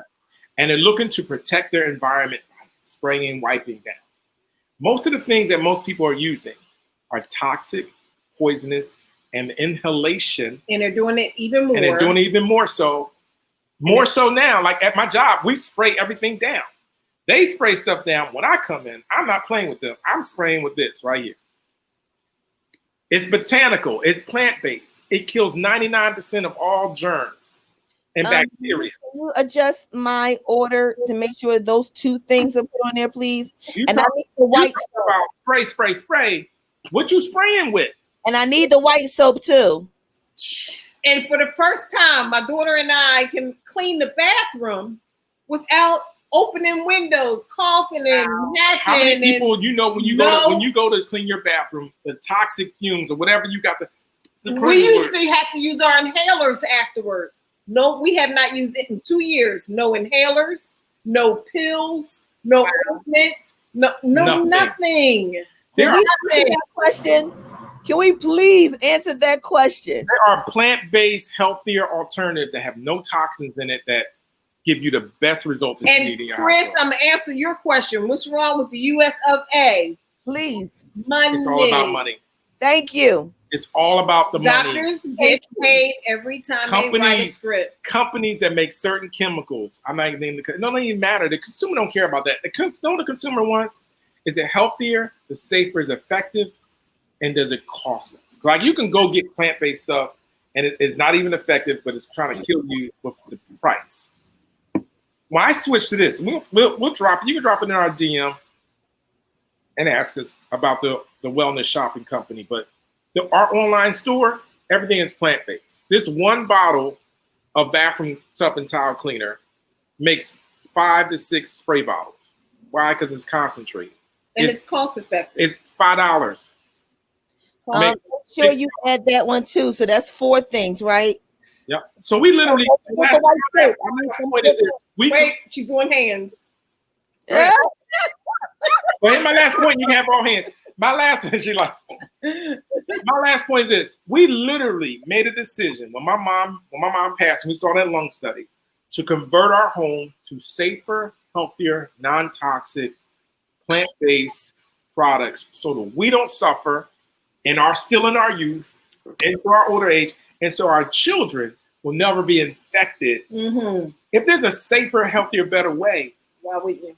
why wouldn't you? It's all education. And you know what? I don't get paid a dime for the education. I get paid for what I help people do. When I help save lives, there's no price tag for that. You couldn't pay me enough for that. I would do that. I would educate for free. And we do that. And we do that. We educate for We free. educate for It's free. up to the other person. The consumer, once they know better, then they can change. do better. They can be better. Right. Families have been saved Families have had relief for something as simple as eczema, which in our communities is who doesn't deal with some kind of skin issues? It's the largest organ in our body. But if they don't know that there's formaldehyde in that stuff and then put it on their bodies, come on. But when we educate them, and now they know, And all kinds of stuff. and I'm glad you're becoming so aware of that, because now that you know there's a healthier, safer option somewhere, you'll go there and you'll love the experience. Mhm. And that's one of the blessings of our family is not just healthier and better because of the change of conversion home and because we're loving each other and we're connected and redeemed and all that healthy good stuff. It's like holistically our whole life has been converted. Yeah. And it's been a blessing to us, Yeah. and we've been a blessing to others. And Shauna has been a blessing to us to allow us to be able to share with other families. And we share first our life, who we are, Mhm. good, bad, ugly, and indifferent. There's hope, and there's hope in every other. My health is better. I don't have inflammation in my joints anymore. I'm a new doggone man. I need your information. I need, if you have an online store, like whatever. Boom, you got it. It's a no-brainer. We got you. I love it. But Shauna has been a godsend since we connected. We met. Who would have thought? Shauna, at the time we met at an event at one of the schools, and we were doing an educational platform, and we were giving away gifts to families and doing all kinds of stuff, being a blessing, that would have came full circle back to where we are today, being on a platform, blessing the education. I have to say this has been a blessing to me. Because this I is didn't not what you plan do. I really did not plan on talking and revealing as much of myself as I did, but I feel so good right now that I did. Somebody was blessed. I feel lighter that I did, and I'm hoping I have blessed someone, letting them know that they're not alone. They're not by themselves. I mean, we could go deeper in the conversation. You already know, me and you had already been on the phone, and you had already lifted me twice. So understand that you have you being transparent today, opening up yourself. It even helped me because it was like, we all did that same thing. The one thing that you said, you turned on the very one that was there for you. Yep. How often do we do that? I look at my boys and I'm like for example, I could share this. He'd probably be pissed off. I tell my youngest son, he says, I don't, as long as I could just have a relationship.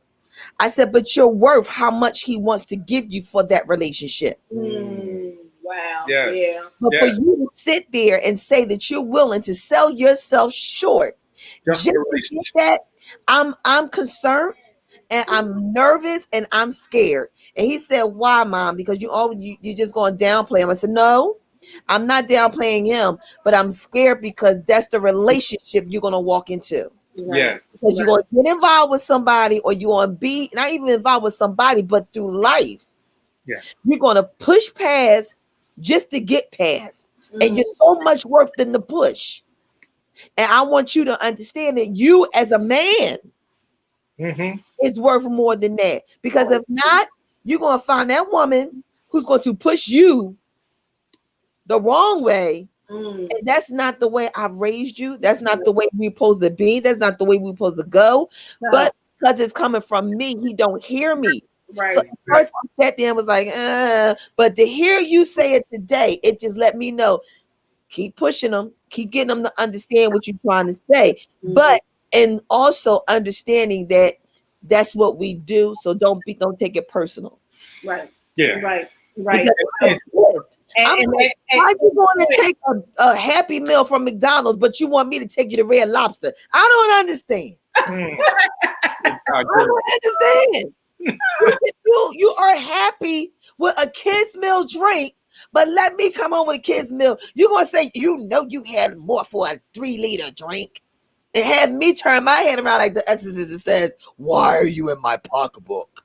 Lord Jesus, you got stuff going on. We're gonna talk about the voice. Yes, I do the voice. Yes, I am the voice.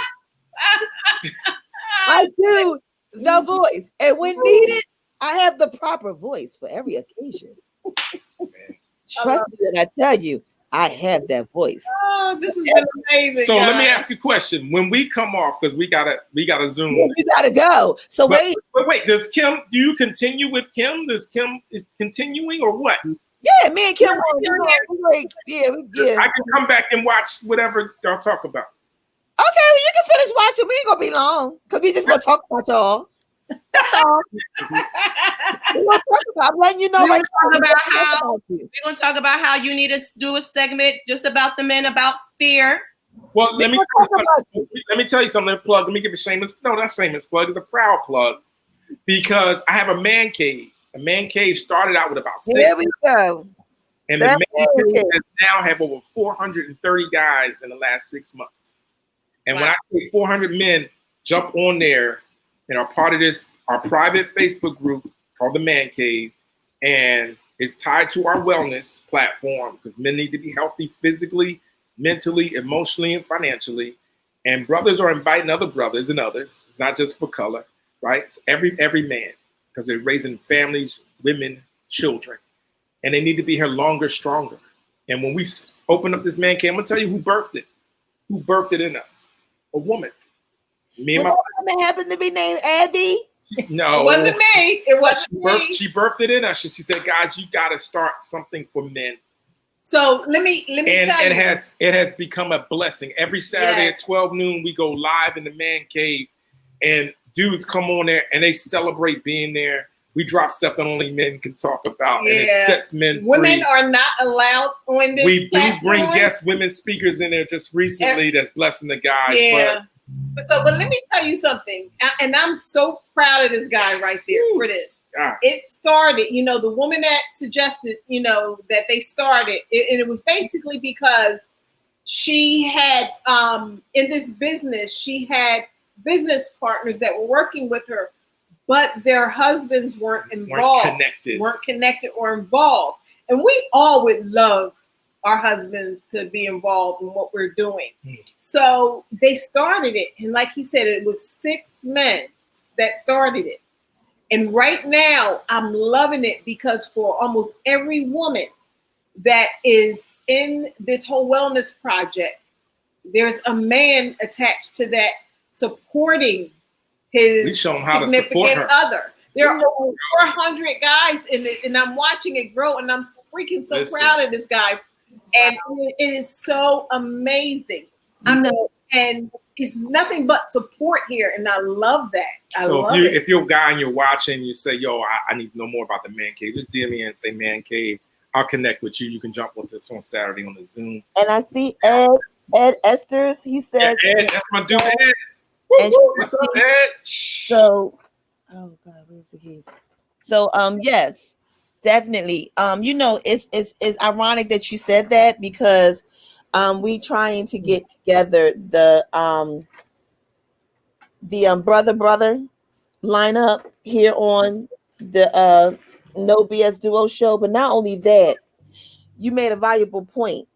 The hashtag enough was built. Movement was built on that because we said us women needed to support our men that was willing to stand for justice to do something different and better because they're going on behalf. And if you look at history shows you that when the men went to war, it was the women that stayed home and built and did what we needed to do so that the men could continue to do what they were up front doing. But we also, and then not only that, behind every good woman, every good man, there's a good woman that's backing them and pushing them and supporting them. And you two is a great example of that because the woman that pushed. Listen, you don't even know. Without her, I couldn't do half. I couldn't do a quarter of what I do. Y'all don't even know. Like, she makes me look good. She makes me shine. And because of what she brings to the table, my talents, my skills or abilities are able to thrive. Like, Right. Come on, I don't even know how, dude. So don't even think King Kong. Listen. Tarzan wasn't Tarzan until Jane came around. Like, listen, it doesn't matter.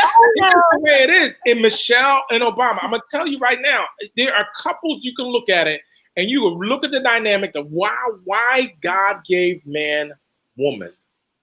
Why? yo, she can do circles around you. She might not be able to lift 150 pounds, right? And move some things. Babe, can you open this for me? But she can do circles around you and multitask and make things the dudes get tired. You understand what I'm saying? Everybody has their strength and their skill set. And when you understand the talent, skills, and abilities, and not necessarily the roles, right? Because all of us have different strength, even in our roles. Like our roles is crazy. And you find that in your own household, the roles, but the synergy and connectivity that you have together, man, one can put 1,000 to flight. That's in your own strength. But 2, 10,000, come on, you can't 10x nothing by yourself. You can't 10x nothing by yourself. You can only 10x with a partner. And then we teaching these guys to get a building buddy right now. Get another guy to come alongside. You guys connect. And you guys put your vision on paper. You put your personal, individual business, and you support each other in it. Like, who's challenging you? Who's challenging you? Whatever I am, every day I need somebody to put their boot in my butt to help me go after my goals and dreams. You need that person for accountability. You can't do it by yourself. Right. You know, two together make heat.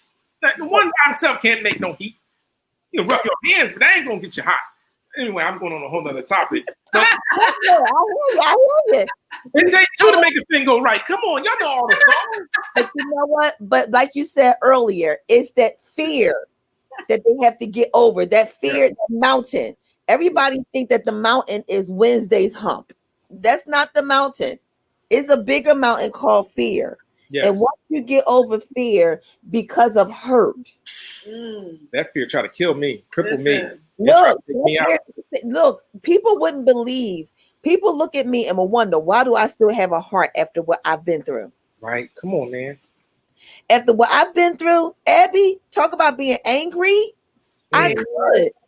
Look, they thought that Angela Bassett did something when she blew up the car. Jesus. Wait a minute. I'm going to put the car in the house to blow you and the car and the house and everything up in it.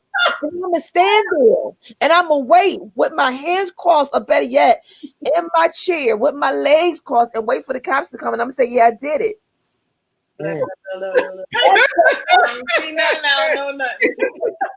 That's that pain. It takes a lot of courage. But it came to that point in my life where I said, where is the worth in that? Yeah. Like that girl that tried to blow up that guy that put gasoline in that man's back of his Jeep. Like, come on. Blew herself up. And blew herself up. You hurt yourself. You hurt yourself trying to hurt somebody. Don't do that, boo. Yeah. Look, I'm trying to cut you off because you said 6:30 and I don't usually watch the clock. And I'm watching it. We got a 7 o'clock joint going on tonight. So, but I am going to mention this. Y'all are coming back, but I got to say this. And if I don't say this, I'm going to be very angry. That man cave that you have, and even though it's a private one, we need to know how we can help you private men come out and make a difference even more publicly, because there is some men that are hurting today. Yep. And as a result of their hurt, they're doing more than just basically killing their inside, but because their inside is killed and they're hurt and they're got so much pain inside, they can't hear the detrimental problems that they're causing on the outside. There was no reason, and I understand retaliation, and I understand sometimes you just can't walk away. I get it. And I understand that sometimes you just can't hold your tongue and you got to do something. I understand that some of us is not strong enough to say vengeance is his and I'm gonna wait on him to get you back. And we take that matter into our own hands and we make a decision, but the decision that we make ends up hitting somebody that it wasn't even meant for. Man, come on, man. Come on, man. We see that happening every day.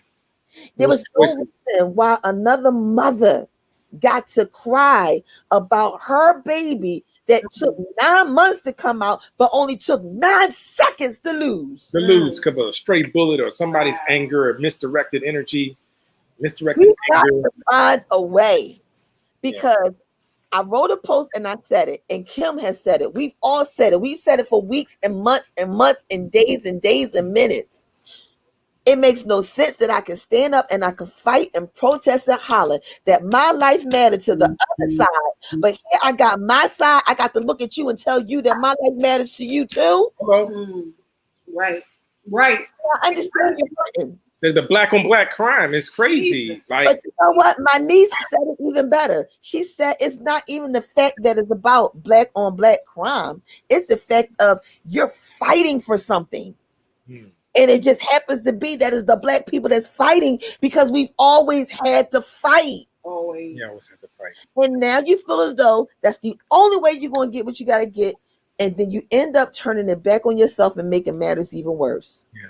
But it goes even deep. I know you guys have to go, but it goes even deeper than that. We were talking about when we were children Yes. and What the was things you we taught? experienced as children. Yeah, right. That was the A root. lot of pain and hurt and trauma Yes. has occurred as a result of our past or our childhood. Yes. Being a child, you don't know how to deal with certain You things. know how to process that. And you don't know how to ask the questions. You don't tell people, hey, I'm hurting, because you can't really identify. You don't really know what this thing is. Right. Right. And you just learn to cope with your feeling in the best way that you know how, or you imitate how to cope. Mm-hmm. Based off of what you see By other on people's TV. emotions. Yep. TV, So life. deeply embedded in the psyche and in the heart and in the spirits of Yes. people who are doing these things. Yes. You know what I'm saying? Mm-hmm. It would be most of them, and I'm going to say every person is a good person. Yes, they are. Something along the way happened that just hit you in the gut, Yep. and you I told became bitter. You became angry. And if you feel became a like different there person. is nothing to live for Mhm. yourself, you're not going to take into account the life of another person Nope. because you don't value yourself. Right. No. Right. So where did that devaluing start? Right. At the core, like being able to get to the root of that individually, like from person to person. Product of your environment. Oh gosh. Oh man.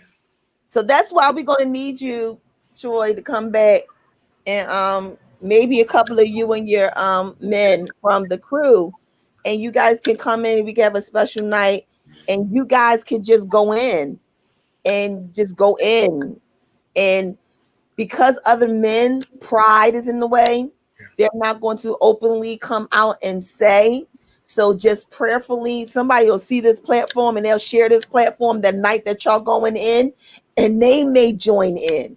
Right. So we It's want a lot of guys. It's a lot of men, a lot of good men, a lot of hurt. And when I say men, of course, I'm not taking away from women, but it's a lot of dudes that are damaged. We hurt. If I think about cars in a wreck, think about a car that's been in a wreck, like your life has been in a wreck. And sometimes you see those cars just pulled over as junk, right? Yeah. But some cars have been in a wreck or an accident and they need to go to the shop. Like, how fast can you get it up on the lift? I needed to be up on the lift. I was so late getting put up on the lift. Parts were missing, right? And counseling was the lift.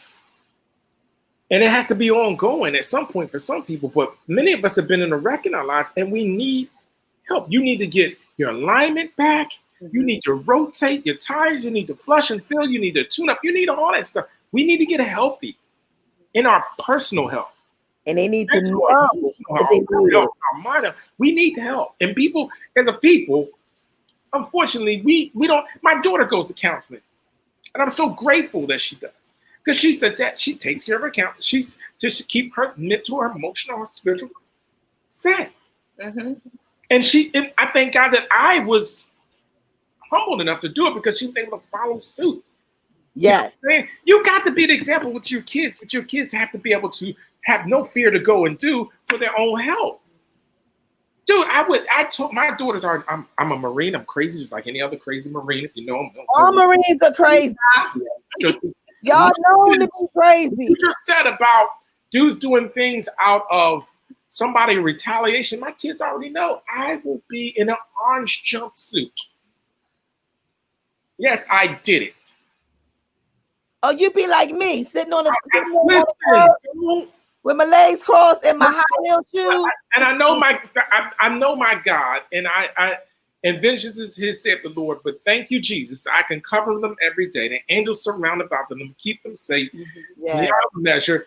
I pray when I see family, when I see moms losing sons, I hate it. Like, I literally want to be the Punisher and go bring vengeance on people who hurt people. Like, that's the other flip side of the coin. You know what I'm saying? But and then at the same time, I love you. I pray for you and I'll raise you up and be healed in Jesus' name. But, that's just how you feel. But I tell my kids, you got to keep your mental. It's so important. Your emotional, your psychological. You got to keep that healthy. It's a lot of stuff that pulls at. She's let me know. It's a lot of stuff that pulls at us right now. There's stressors that pull at families right now.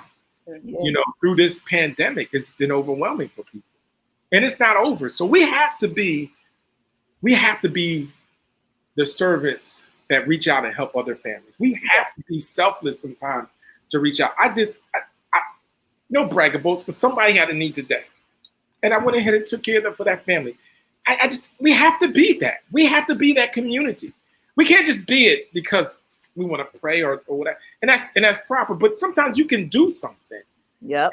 And if you can't do it in your own strength, you can pull resources of other people. Their community. We have to do that. I didn't, shifted me into a whole nother frequency, and it has to be on a whole nother call. But I'm serious about doing something. I get it, and everybody has their role to play for what's a passion for them to bring healing to. What the thing that makes you angry is the thing probably you need to be able to be a part of to bring resolve or healing or resolution to. That thing that makes you angry, right? Families being hurt unnecessarily, damaged because of corporations. That makes me angry. That for $1, that makes me angry. That makes me freaking angry, Pastor. My pastor's watching. But I gotta go. I love you guys. Thank you, Shona. Kim, whatever. you DM us, meet us. Okay. All that. I'm so glad. I met you guys, man. You just never know how God ordains things. Yeah. Because I was like, nobody knows about this stuff. Why am I the only person talking to people about this stuff? They're pockets. Pretty. Like, It's pockets. And when we meet and connect, then watch this. Your mouth, your voice becomes some that can connect to another community that I can't connect to. So it's like it's paying it forward. Mm-hmm. More people get touched. It's like social media. It touches people, right? We don't think you make an impact. Your open mouth. Right. The word goes forth. It doesn't return void. It will accomplish for that which it was sent. Mm-hmm. That's what will happen. Yep. So it's hard for me to cut it off too. So I need to get off. You gotta go because you see, I kept picking up the phone, right? I was watching. If you see it right this time, ain't my fault. I was watching. Gotta go. So thank you guys. Look, now you see why I love the Mitchells. I love me the Mitchells. Man. They are my everything. I know everybody always say everything is your everything. Everything that's love is everything for me. When it comes to love, is everything for me. And so yes, thank you guys for coming through, Chris, Ed, Andrea, Donna. Our brother Will came through tonight. We love the fact that you guys was here, and we hope that you was able to share the love and share the live. Bernice, Sandra, Sharaya, thank you all. Yakina, Sandra, EB, thank you. Thank you guys for coming through so much. And Victoria, Damika, those are the ones that we were able to catch on and find out, you guys were coming through. If you want more information about the Wellness Advocates, please do DM Troy Mitchell or Abby Mitchell. And if you want to know more information about the Man Cave, then you want to go through Troy as well. The only situation with that is sometimes that I find that you won't know how can you get help if you don't know you need help? You'll hear it. Somebody else's testimony. And that's why we're here, because we want you to understand that, again, we just here telling our stories. And we're hoping that our stories will help you, as Troy said, get up on the lift and get fixed. And not fix, clip. And not saying when we say you fixed that you broken, you just shattered. Just got a little couple of cracks. But just like the iPhones and the Androids can get their screens fixed, you can too. You know what? I think one of the things, like, because he brought up going to counseling and getting therapy, one of the things that happens is that I know for me when I went, because I did, and I had to. I was dealing with the death of my grandmother. I was dealing with not forgiving my dad, not because of anything that he did to me per se, but when he was sick, I took on all of the financial load. And then after he passed, I was still carrying the load. And then there was some other stuff. So what it did for me, it helped me to compartmentalize. I had to make a list of different things that I was feeling, different experiences that had happened. And when you take the time to identify specific things in your life, the identification is the first start to healing. Mm-hmm. Identification is the acknowledgement of it. A lot of people, when they grieve, they don't acknowledge that they're grieving. It's Right. like, I gotta keep going, gotta keep going, gotta keep going, gotta do. But that's a part of your grieving process. Yeah. And so when you don't acknowledge it and then it hits, it's like, whoa. And everybody deals with things different. Right. You think about and I'm going to use these people who are out here taking lives. A lot of them are taking lives because other lives have been taken and they're grieved. Yes. Yes. But they don't know how to deal with it. They've been hurt. They're fearful. They're stressed. They're damaged. They've had enough. They've had enough of everything. So much to the point where they don't value life anymore. They don't care. So again, it's going back to because so much is there. It's like, man, forget it, whatever. How many times have you thrown your hands up and said, man, it's whatever. I don't care. Whatever happened, happened. How it happened, whatever. We've all at some point had that way of thinking, not acting out, but that way of thinking. Right. So they're hurt. And in the process, those hurt people are hurting people. Continuous. It's this cycle. Chicago, like Philly is bad. Chicago on the mark is like the #1 place in America where every single day pulling out guns, shooting people, the victims, the bodies, it's not going to stop until people are able to identify what their problem is and be willing to address it. That's it. You don't have to stay in the life. You don't. You don't. You have choices. Your choices affect you, affect your family, because if you're the one who's committing the crime, your family is going to suffer. Your family is going to suffer because now you're not present. Now you're on the run.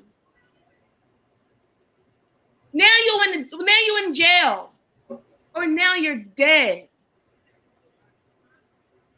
So you're causing us pain. And when I say us, I'm talking about our community, Yep.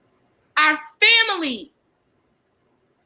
How many of us have men in our lives that did something? It may not have been a violent crime, but they did something that snatched them away from us. We're saying enough. We've been saying enough for years. Hear us. Hear us. We're crying for you. We're hurting for you. Every mother, every sister, every aunt, every cousin, every niece, every friend, every uncle, every aunt, every daughter, every son, crying for you. We cry for you, the person committing it, and we cry for the victims whose blood you're spilling is our blood.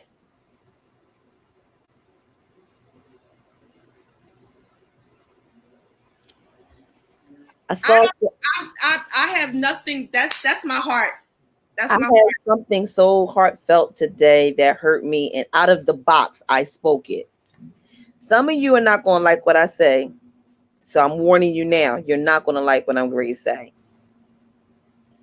So the little boy who was 7 years old, who was killed, or who died on Monday at 1 p.m. at CHOP. They found a picture of him holding a paper up that says hashtag future cop. And I thought about that out of the box way. And what hurt me instantly was we have so many hashtags. And I wondered, was the hashtag that he wrote on that paper, was that a notice to let the future cops that he was going to be the next hashtag? And that broke my heart thinking that way. Because I was like, he wanted to be a future cop. That was his dream. But did he just write out to the future cops, I'm about to be a hashtag? So this is my thing with hashtag, Shauna. Hashtag, the purpose of a hashtag is to create a trend. It's to get BuzzFeed through social media to pull attention to whatever you're posting.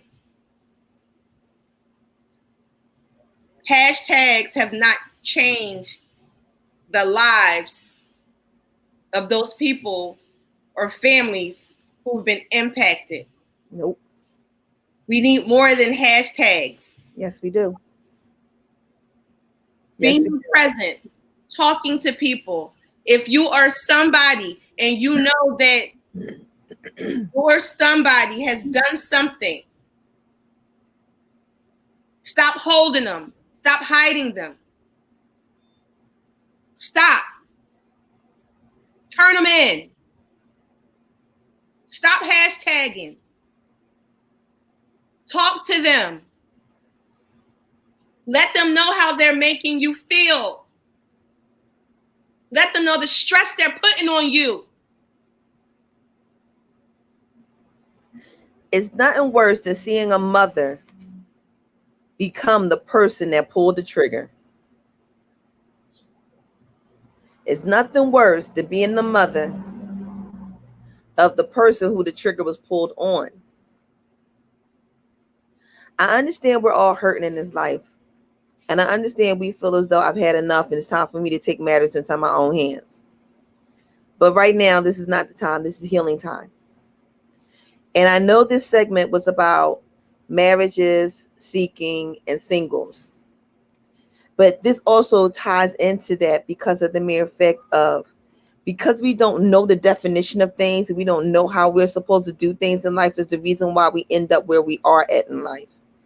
So I'm saying to some of y'all who are listening, or anybody who know of those, like Kim said, it's time for us to heal. You're not helping them by holding them. The way you help them and hold them is to hold their hands and get them help. People often think that just because you go to see a therapist that you're crazy. No, it's just you're talking to somebody who don't know you to help you put things better back into a perspective. I want people that when I did go, I ended up becoming person that the person was talking to, because they wanted to know how was I able to still move about the way I was moving about with everything I was telling them. And I became the person holding the pad and the paper and giving them the script and telling them to come meet me later on for a session. But not everybody going to have that benefit that I had, where I had the Lord on my side and I had a strong foundation of raisings where my family was involved. That I had somebody to talk to help me to realize when I needed to sit down and start organizing some things out in my life. But it wasn't until I went to see the person for them to tell me I was on the right road to what I was doing. But I could have been wrong. Like I said, I could have very well been that girl that took that car and put it in that house with them in it and burnt up the house, the car, and them all in one, and sat outside with my legs crossed in my pretty heels and waited for somebody to come. I could have snapped. It's been many opportunities I could have snapped in my life. But I had something stronger that was holding me down, that didn't make me that bitter person due to everything that has hurt me in my life. So I say all this to say, when you know who you are, you can stop the buck right there. We don't have to have anybody else that comes into a life or come into a home where they have to witness these things, and now they become a product of what we were unable to fix in our singleness. So while you're in your singleness, it's not about being single, meaning you're alone. It's about getting to be you. Be who you are, know what you are, know what you want and how to get what you want, not by stealing it or cheating it, but because you deserved it. You was worthy of it. And I have to say this. If he didn't pick you and she didn't pick you, don't force it and don't be mad, because it wasn't yours. And when you come to that realization, you can move on to someone else, because yours may be waiting, but you won't get it because you're at the wrong location. I'm a testimony to that. I am too. I'm a strong testimony to that. When I sat there and I said, oh, they picked them over me. Oh, well, they wasn't supposed to be with me. Because as Layla Hathaway said, if they were supposed to be with me, I would still be living my fairy tale. And they would be with me. And not only that, but they would understand your love language. You would understand theirs. Not just understanding, but you would merge. Just like Abby and Troy were saying. Yep. You know what I mean? Yep. You'll know the difference. You won't have to.